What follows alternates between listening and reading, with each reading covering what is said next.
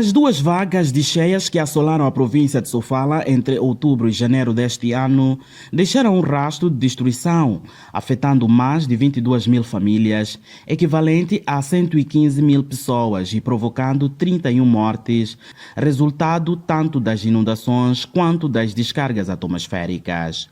Gorongosa e Nhamatanda lideram o número de óbitos, um indicador de vulnerabilidade crescente das populações expostas aos fenômenos climáticos extremos. Os dados foram apresentados pelo delegado provincial do Instituto Nacional de Gestão e Redução de Riscos de Desastres, Aristides Armando, durante o encontro do Centro Operativo de Emergência, realizado neste domingo na cidade da Beira. Danos parciais, temos 5.156 casas parcialmente destruídas, 1.333 totalmente, 15.075 são casas inundadas. O setor da educação é um dos mais atingidos. 23 escolas sofreram danos severos. Neste momento nós temos 23 escolas afetadas, com 112 salas de aula, que vai afetar a um total de 2.722 alunos. A este momento temos 6 postos de energia afetados e temos 7 unidades sanitárias afetadas.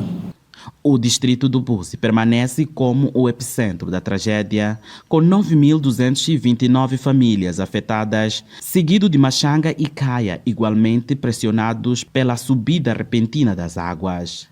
Infraestruturas essenciais foram arrastadas, 7 quilômetros de estradas asfaltadas ficaram destruídas e mais de 64 mil hectares de culturas foram inundados, deixando cerca de 5 mil agricultores sem produção e agravando a insegurança alimentar na região. E dizer, Excelência, que o distrito de Gorongosa e Nhamatanda são os distritos que têm maior taxa de óbito, principalmente referente ao descargas atmosféricas. Podemos assumir, Excelência, como preliminares, porque as equipes de campo estão no terreno a fazer o levantamento. Para mitigar a crise, o governo disponibilizou 359 toneladas de alimentos, tendas, lonas e kits de abrigo. Atualmente, 2 centros de acomodação permanecem ativos, um em Machanga e outro no posto administrativo de Guaraguara, no distrito do Buzi, bem como na vila sede do distrito do Buzi. Funciona também um centro de trânsito que apoia evacuações ordenadas e rápidas das populações em risco, assegurando a retirada de famílias e dos seus bens. É preciso referenciar, Excelência, estamos do produto que recebemos, já fizemos uma assistência a 72%, isto restando no nosso estoque um total de 99 toneladas de produto, razão pela qual já começamos a ter uma situação de preocupação, tendo em conta que os eventos ainda persistem e vamos poder contar aquilo que seria a assistência de forma contínua. As autoridades alertam que os números ainda são preliminares. As equipas continuam no terreno, numa corrida contra o tempo. Enquanto a chuva persiste, mantém elevada a possibilidade de novas inundações e o agravamento da situação humanitária na província. Imagens de Gilberto Botão, Faruco Alberto, TV Focus. Bem.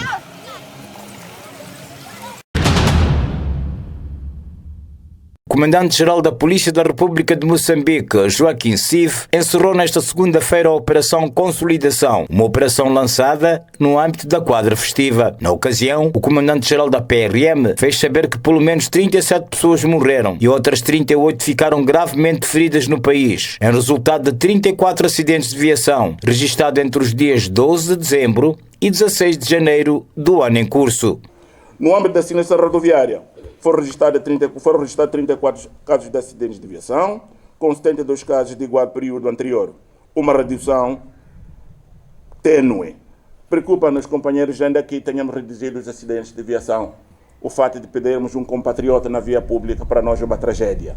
Daí a necessidade permanente de melhorarmos a segurança rodoviária. Joaquim Sive explicou que apesar da redução de casos de óbitos por acidentes de viação em relação ao período festivo anterior, onde foram registrados 70 vítimas mortais, os números ainda são preocupantes. Na desviação foram registrados 37 óbitos contra 70 de igual período anterior, o que prefaz uma redução de 33 óbitos. Em relação aos feridos, registramos 38 feridos graves contra 54, 63 feridos ligeiros contra 133 de igual período anterior. Estes dados espelham a redução de casos ligados à sinistralidade rodoviária e aos óbitos e feridos como consequência imediata, demonstrando a determinação e empenho das forças de defesa e segurança e de todos os envolvidos. Porém, CIV fez saber ainda que durante o período de análise, outras 33 pessoas morreram em resultado de 16 afogamentos. Lamentamos as mortes registradas por incidentes e acidentes marítimos, lacustres e fluviais, a destacar 33 óbitos na sequência de ocorrência de 16 afogamentos, 8 naufrágios, 7 ataques por animais aquáticos e 2 casos de homem ao mar, o que igualmente nos desafia a melhorar as medidas de sensibilização de banhistas, fiscalização de lotação de embarcações e aprimoramento de mecanismos de segurança das mesmas. Assim, a Operação Consolidação foi desenvolvida para assessorar as festas do Natal e do Ano Novo. A Liga Moçambicana de Futebol homologou oficialmente o desfecho do Moçambola 2025, confirmando a União Desportiva de Songo como campeã nacional. A equipa terminou a temporada com 57 pontos, frutos de 18 vitórias, apenas uma derrota e um total de 50 golos marcados. Para além da conquista do título, a UDS destacou-se também nas distinções individuais. Luís Miquissone foi eleito melhor jogador e marcador com 15 golos. O presidente do clube, Francisco Xavier, recebeu o prêmio de melhor dirigente e o técnico Daouto Razak foi distinguido como melhor treinador da temporada. Ângelo Cantolo, do Xingal de Tete, com 11 golos, foi galardoado com a bota de prata. A bota de bronze ficou para Tomás Alcides, da União Desportiva de Songo, com 10 golos marcados. Abdul Omar, treinador da Associação Desportiva de Vilanculo, foi distinguido com o quadro de prata como segundo melhor treinador da temporada, enquanto o quadro de bronze foi atribuído a Antoninho Muxanga, técnico do Ferroviário de Nampula. José Guerrogo, do Ferroviário de Maputo, conquistou pela segunda vez consecutiva a luva de ouro, ao sofrer apenas 12 golos em 15 jogos. Ebrima, da UDS, recebeu a luva de prata e Cremildo Melo, do Ferroviário da Beira, ficou com a luva de bronze. Na arbitragem, Ayuba Hilário, da Comissão Provincial de Árbitros de Futebol de Nampula, foi eleito melhor árbitro da prova. Seguiram-se Bismamuldo Madjima, de Manica e Eduardo Xissa. O governo, através do porta-voz do Conselho de Ministros, Inocêncio Mpissa, veio público nesta terça-feira revelar que tem um déficit de 6,6 mil milhões de meticais, dos 14 mil milhões de meticais considerados necessários para assegurar assistência humanitária, que vai desde apoio aos deslocados, serviços de saúde, até a alimentação nos centros de acomodação. A indicação que temos é que precisamos para a assistência até aos dados levantados, até ontem pelo menos, que permitiram naturalmente informar este documento que foi apresentado e discutido hoje. Temos um déficit e carecemos ou precisamos ainda de um reforço orçamental de cerca de 6,6 mil milhões, ou significa 6,6 bilhões de meticais para a assistência humanitária às populações moçambicanas que se encontram na situação, portanto, de deslocados em particular. E esta serviria, naturalmente, para o reforço ao nível da assistência social que tem estado a ser dado para as áreas de saúde, para a alimentação, para o tratamento, dizia, e as várias assistências que nós precisamos de dar aos nossos concidadãos moçambicanos, pelo menos para esta fase crítica de acomodação nos centros em que foram criados para que eles possam ser devidamente condicionados. O porta-voz do Conselho de Ministros, que falava no fim da primeira sessão ordinária deste órgão governamental, explicou que, apesar das limitações financeiras, o Executivo tem meios alocados para fazer face à situação. O que posso dizer é que o Governo tem a responsabilidade de fazer tudo para salvar as vidas dos cidadãos. Aliás, é este esforço que tem estado a ser vivenciado a partir do próprio Presidente da República, o mais alto magistrado, dirige a nação, mas também dirige este Governo, tem estado a mostrar ou a participar de forma direta e comprometida para permitir que mais moçambicanos sejam salvos. E, para além disso, o seu próprio Governo, a nível central, foi mobilizado para, junto das províncias, acompanhar este exercício e ajudar no processo de salvamento e assistência humanitária àqueles que não se encontram na sua situação normal de habitabilidade e, por aí em diante. Esta é a responsabilidade que o Governo tem de assegurar que os moçambicanos sejam salvos. Relativamente às infraestruturas, Inocêncio Mpisa afirmou que algumas pontes móveis se encontram posicionadas em determinados pontos do país, devidamente assinaladas, e poderão ser retiradas ou reposicionadas em casos de emergência. As restantes pontes que já estavam posicionadas em determinados lugares vão ser utilizados apenas na fase em que forem efetivamente necessários. Mas é preciso dizer também que essas pontes a serem utilizadas só poderão sê-lo depois de passar o momento que está a passar. Ou seja, vamos pensar a situação das estradas que estão galgadas, por exemplo. Para a colocação desta ponte, esta água, por exemplo, que está sobre as estradas, deverá, portanto, primeiro baixar e só aí, em caso de rompimento de estrada ou pontes caídas, é que se pode usar esta ponte móvel para o efeito. Dados apresentados indicam que desde 22 de dezembro a esta parte, as chuvas e as cheias já provocaram 11 mortes em diferentes regiões do país, além de milhares de pessoas afetadas e danos significativos em habitações e infraestruturas sociais, tais como pontes e estradas. Aliás, até ontem anunciamos o número de que, por conta das chuvas e cheias ou inundações que estão a ocorrer, registramos até ontem a morte de 11 concidadãos, portanto, a partir do dia 22 de dezembro até o dia de ontem. Pode ser que de ontem, no final do dia até cá, podem ocorrer algumas indicações ou novas situações. Ainda nessa sessão, o Governo aprovou a observação do luto nacional de 3 dias, a partir das 0 horas do dia 23 de janeiro, na sequência do desaparecimento físico da antiga Primeira-Ministra Luísa Diogo.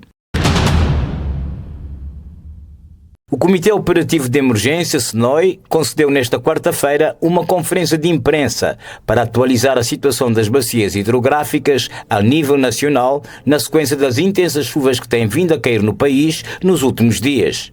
O Diretor Nacional de Gestão dos Recursos Hídricos, Agostinho Zacarias, diz que nas últimas 24 horas as chuvas tendem a baixar, sobretudo a nível das zonas sul e centro.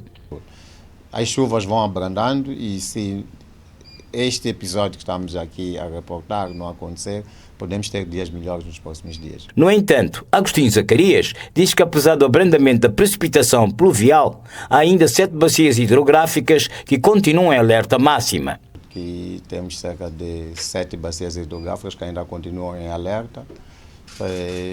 Na região sul temos as bacias do Maputo, temos Umbiluz, Incomate, Lipompo, Inhanombe e Save. E Save entrou em alerta ontem e os níveis aqui estão a aumentar. Esperamos que no dia de hoje, na Vila Franca do Save, também possa-se atingir o alerta. E pronto, os níveis vão continuar a subir, mas nós estamos a prever grandes impactos para as comunidades locais. E por via disso, Agostinho Zacarias deixa o seguinte alerta para a população que vive nas zonas de risco. Ele continua a ser a população evitar a travessia do rio Save, porque os volumes são altos neste momento, e também retirar-se bem das margens dos rios.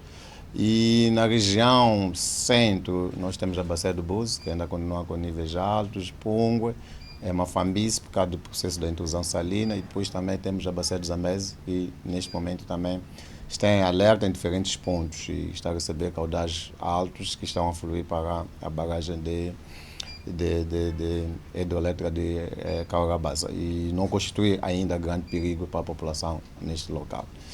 A fonte sublinhou que o alerta vermelho nacional, decretado recentemente pelo governo devido à intensificação das chuvas, mantém-se por causa do alto nível das águas nas principais bacias do país.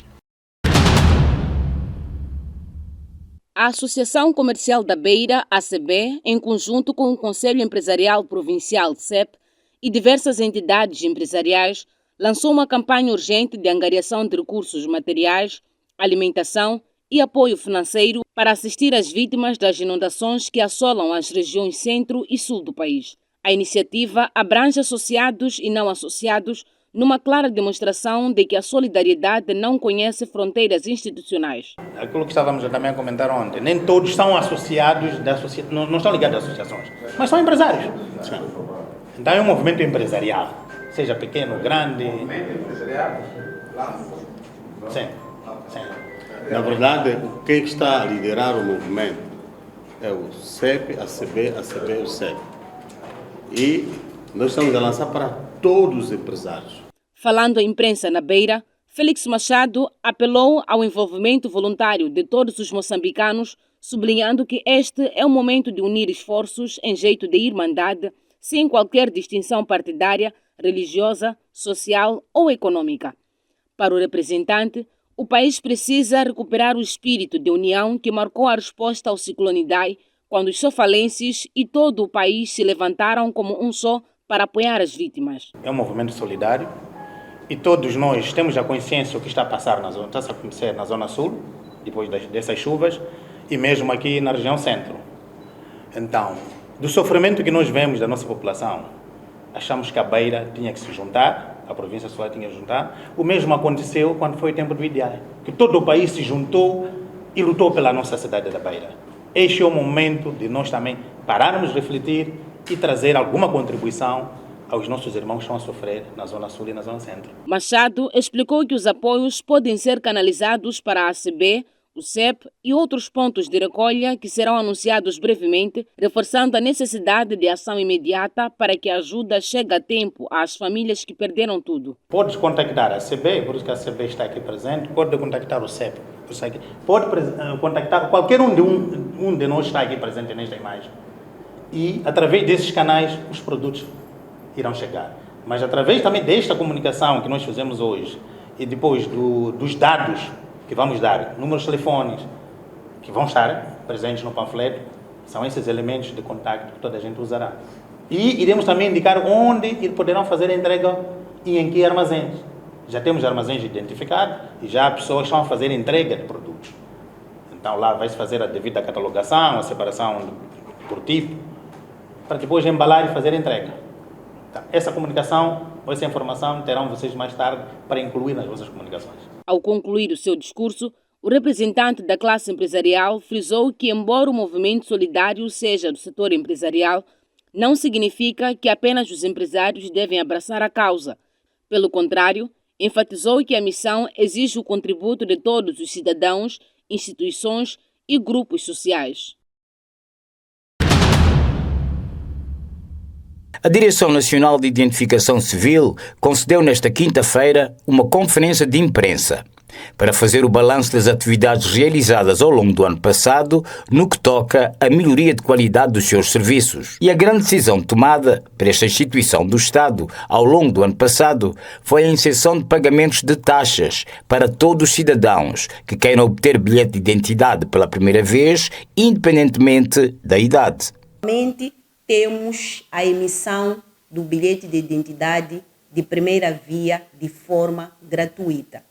Desde 13 de novembro de 2023, a emissão do bilhete de identidade pela primeira vez é isenta de taxas. Todo cidadão que nunca teve o bilhete de identidade, ostentando a sua certidão de nascimento, quando faz-se ao posto de emissão de bilhete de identidade mais próximo, para a emissão do mesmo, não paga nada. É gratuito, independentemente da idade. Esta é uma atividade que vem sendo levada a cabo pela Identificação Civil, em parceria com o Banco Mundial, através do projeto EDGE. No tocante à aproximação dos serviços ao cidadão, a porta-voz da Direção Nacional de Identificação Civil, Gilda Lamec, diz que, ao longo do ano passado, foram criados mais de 16 postos de atendimentos, distribuídos em todo o território nacional. Trazemos também informação sobre o balanço das atividades da identificação civil para o ano transado. Tivemos a abertura ao nível nacional de 16 novos postos de atendimento. Destes novos postos, 11 foram ao nível das cidades capitais, o que significa que em todos os balcões únicos ao nível das cidades capitais, temos lá a emissão do bilhete de identidade, como forma que a DENIC encontrou de aproximar os seus serviços ao cidadão. Com estas ações, de acordo com Gilda Lamec, a instituição permitiu que mais cidadãos tivessem acesso aos bilhetes de identidade, tanto a nível do território nacional como na diáspora. Dizer que de janeiro a dezembro de 2025 foram realizadas 2.728 brigadas contra 2.727 de igual período anterior. Destas atividades, culminou-se com o atendimento de 139.505 cidadãos.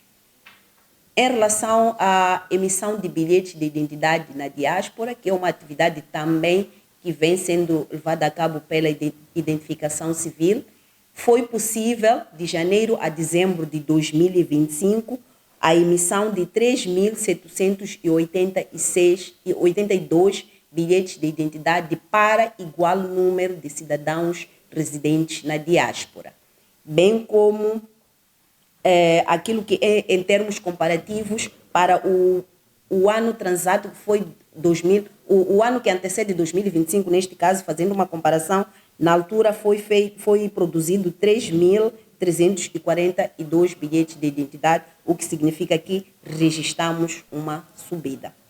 A Direção Nacional de Identificação Civil anunciou também o seguinte: todo cidadão que quiser tratar do bilhete de identidade tem que ser por via de uma marcação prévia, a nível das capitais provinciais, como forma de combater as longas filas.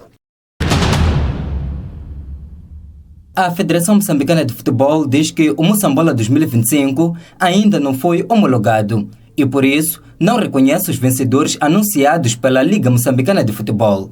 Segundo a Federação Moçambicana de Futebol, a homologação da prova será possível após a Liga Moçambicana apresentar as justificações para a interrupção do campeonato. Só depois dessa explicação será convocada uma reunião do órgão executivo da Federação, onde será deliberada a homologação da temporada 2025 da principal competição do futebol nacional. Não está homologado. Só depois dessa reunião entre os atores, portanto, quer da Liga, quer da Federação Moçambicana, será apresentada a reunião executiva da Federação, que é para se deliberar em relação à homologação do próprio campeonato, que tem que passar, obviamente, pelas instituições que superintendem a gestão da própria Federação Moçambicana de Futebol. A Federação Moçambicana de Futebol diz que só vai homologar a prova depois que a Liga apresentar as razões que levaram à interrupção da temporada 2026. Uma explicação que a Liga, obviamente, vai ter que apresentar no trabalho dessa mesma comissão, com o intuito de se clarificar de uma vez por todas aquilo que aconteceu,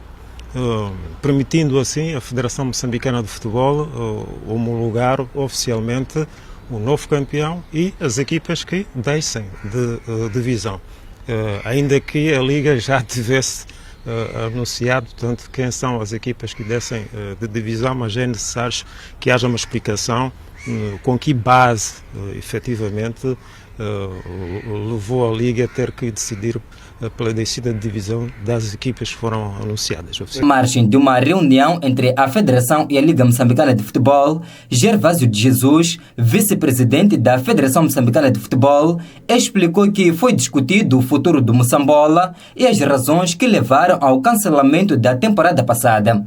No entanto, não houve consenso entre as partes, que decidiram criar uma comissão conjunta composta por membros da FMF e da Liga Moçambicana de Futebol, com o objetivo de analisar e propor o melhor modelo para a edição de 2026.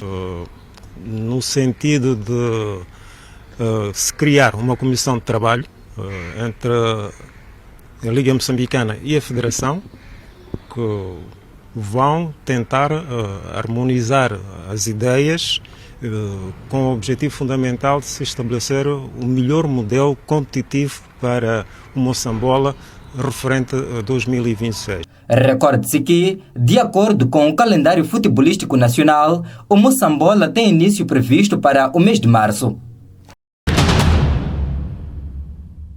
A chuva voltou a expor problemas antigos. Inundações e cheias, mais uma vez a provocar luto e destruição de diversas infraestruturas sociais, tais como estradas, escolas, hospitais e residências. Meses antes destes fenômenos, o governo apresenta previsões, traça planos de contingência e assegura meios de salvamento. Mas quando a chuva cai, o drama repete-se. A primeira-ministra Bem-vinda Levi afirma que os planos de resposta existem, tanto a nível central como local, mas não há capacidade financeira para a sua implementação. O plano de resposta existe. O grande desafio é a sua implementação. Há planos centrais e há planos locais. Portanto, eu acho que nesta fase nós temos que concentrar na implementação desse plano de resposta. Claro que há desafios para a sua implementação e um dos principais desafios é os recursos. Não se implementa um plano desses sem recursos. Pior, numa situação como a que estamos a viver agora. Portanto, nós dissemos que este ano iríamos fazer determinadas coisas. Não vamos poder fazer todas as coisas porque temos que voltar um pouco atrás para refazer aquilo que foi destruído. Então, há planos, temos é que implementar esses planos e evitar repetir situações que a gente já conhece a causa. A dirigente recorda que foram desenhados planos de resposta nos anos passados, mas que nunca saíram do papel, e sublinha ser momento de resgatar esses planos de contingência. Existe o plano de recuperação pós-cheias, que já foi feito há algum tempo. O mesmo plano pode ser implementado. Nós tivemos, por exemplo, o ciclone Idai, que afetou a região centro. Nessa altura foi feito um plano para aquela zona, que pode ser transposto para outras zonas.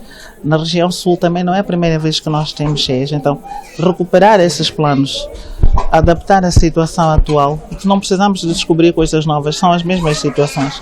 Podemos implementar. Como eu dizia, o grande desafio são os recursos para a sua implementação.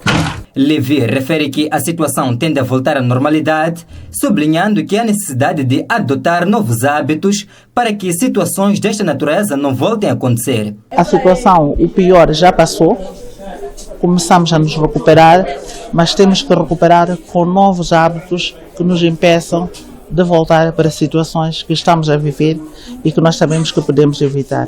Aquilo que não podemos evitar é a chuva. Essa voltará a acontecer, mas quando vier a próxima chuva, temos de estar preparados para ela, para que não soframos tanto quanto sofremos desta vez. A primeira-ministra Bem-vinda Levi falava durante visitas de monitoria e avaliação dos danos provocados pelas chuvas na província de Maputo. O Presidente da República, Daniel Chapo, orientou nesta quinta-feira a montagem de uma sala de operações de emergência na Presidência da República. A iniciativa, de acordo com o Presidente da República, é de assegurar o acompanhamento permanente da situação de calamidade que o país enfrenta em resultado das chuvas intensas, inundações e cheias que afetam as regiões sul e centro. A subida de níveis de caudais dos principais rios e bacias da zona sul do país permitiu que a Estrada Nacional número 1 ficasse intransitável, provocando deste modo uma preocupante subida de preços de produtos de primeira necessidade na província de Gaza, com maior incidência nas cidades de Xai-Xai e Xibuto. E a procura é maior. há, sem mais dúvidas, aumento de preços. Então há um problema que tem a ver com aumento de preços de produtos, sobretudo da primeira necessidade, em Gaza, principalmente Xai-Xai, Chibuto, na zona alta onde as pessoas estão, e também em todas as zonas onde as pessoas deslocaram-se. Face a este cenário, o chefe de Estado orientou para que a sala de operações estabeleça um diálogo direto com outros pelouros governamentais com vista à definição de mecanismos que permitam os fornecedores e distribuidores de bens essenciais como o arroz, o feijão, a farinha, o óleo alimentar e outros produtos da cesta básica a aumentarem a oferta nesses mercados locais. E que há necessidade de a sala de operações conversar com o Ministro da Economia e o Secretário de Estado de Comércio para os dois encontrar uma forma para que os fornecedores ou os dealers desses produtos de primeira necessidade, como arroz, o feijão, a farinha, óleo e outros produtos da primeira, a cesta básica, puderem aumentar a oferta nestes locais. É a única forma de estabilizar os preços. E eles têm produtos na região centro, porque têm armazéns em todo o país, fazem logística. Então é uma questão de trazer para Gaza, principalmente Xai-Xai e Chibuto, os produtos que eles têm em Manica, em Sofala, em Tete, que são as províncias mais próximas. E isso vai estabilizar os preços. No entanto, Daniel Chapo apelou à maior atenção à saúde das crianças que se encontram nos centros de acomodação e justificou a sua tese desta forma. É preciso ver a questão relacionada com as crianças. A questão também da água, sabão, leite, etc. Coisas para crianças. Sim. Nós estamos a virar muitas atenções para adultos, mas os centros estão cheios de crianças e até bebês. E criança, por exemplo, não pode beber água de qualquer maneira. Mesmo água tratada, com certeza, pode ser perigosa para uma criança. Se nós conseguíssemos, por exemplo, o senhor da Água Vengo em Manica disse que tinha 3 caminhões cavalos. Eu disse a ele para partir de Manica para a zona de Xonguene, e a partir de Xonguene vamos ver o que é que pode ser feito, que coordenasse com o INGD. Mas é preciso virarmos atenções para crianças. Há muita criança, para além de ter saúde frágil pela própria idade, é preciso vermos essa questão de leite, a questão de água, coisas mesmo dedicadas à saúde da criança. É verdade que a saúde está a fazer a sua parte, mas também nós temos que não esquecer esta questão das crianças. Em resposta ao apelo do Presidente da República, Ricardo Xavier Chongo, Ministro da Presidência e Casa Militar, falou das ações que estão a ser desenvolvidas para evitar a subida de preços de produtos da primeira necessidade nas cidades de Xai-Xai e Chibuto. Tivemos aqui uma ideia, Câmara Presidente, que podemos usar a via marítima para transportar os alimentos de Maputo para Gaza, aproveitando a infraestrutura que está lá neste momento, que me parece operacional, da empresa que está a operar as areias pesadas. Isso vai permitir que barcaças possam levar víveres alimentares de Porto Maputo para aquele porto de Xonguene e dali subirmos e colocarmos no armazém regional que estamos a montar em Xonguene. Isso vai permitir ter uma resposta que possa equilibrar ou adicionar a capacidade que virá da zona centro do ponto de vista de fornecimento de alimentos. A sala de operações, cuja implementação ocorre dias depois da decretação pelo Conselho de Ministros da situação de emergência, tem como missão primordial centralizar a coordenação interinstitucional, monitorizar a evolução da situação no terreno e garantir uma resposta célere, eficaz e integrada às necessidades das populações afetadas.